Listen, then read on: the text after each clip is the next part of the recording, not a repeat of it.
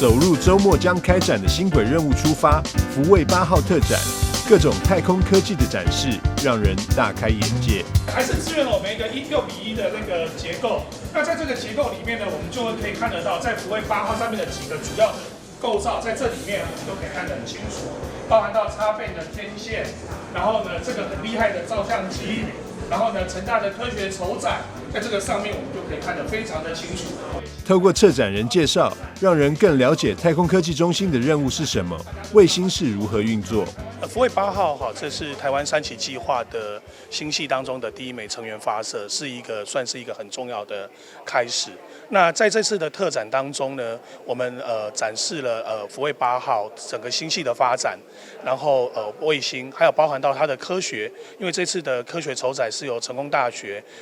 我和几位老师的联合团队所共同负责。那我们展示了这个科学筹展的发展，还有它所要进行的科学项目。那我们希望在这个特展当中，让民众能够近距离的接触到太空，从卫星科技、科学，然后一直到我们的台南在太空方面的历史轨迹。这次是南营天文馆由教育局调整到文化局编制的首档展览，配合福卫8号卫星在11月正式升空，特别联合国家太空中心与成功大学的精心策划。文化局长黄雅玲表示，福卫8号可以带领我们从地球到太空，这也象征台湾人民勇于挑战与坚持理想的精神。我刚就任的时候，曾经有提到一个想法，就是深耕于土地，但是也要摸得到天空。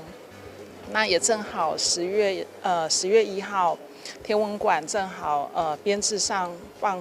放到那个文化局。那也透过这样子的一个特展呢，我们正好把文化跟天文这2件事情呢，做了一个还蛮有趣的一个串联。所以也谢谢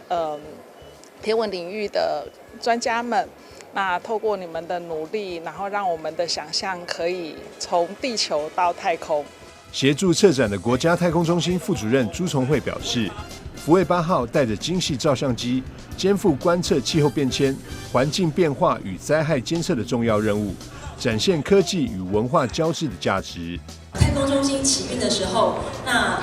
总统有过来特别莅临指导，那他给了这个卫星一个名字，叫做齐柏林卫星。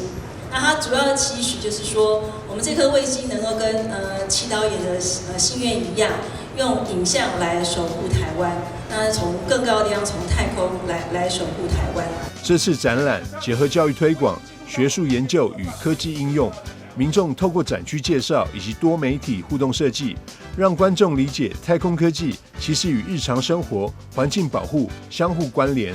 配合展览开幕，南营天文馆25日也会举办科技点火、绚丽太空嘉年华活动，推出火箭 DIY、太空闯关以及亲子手作课程。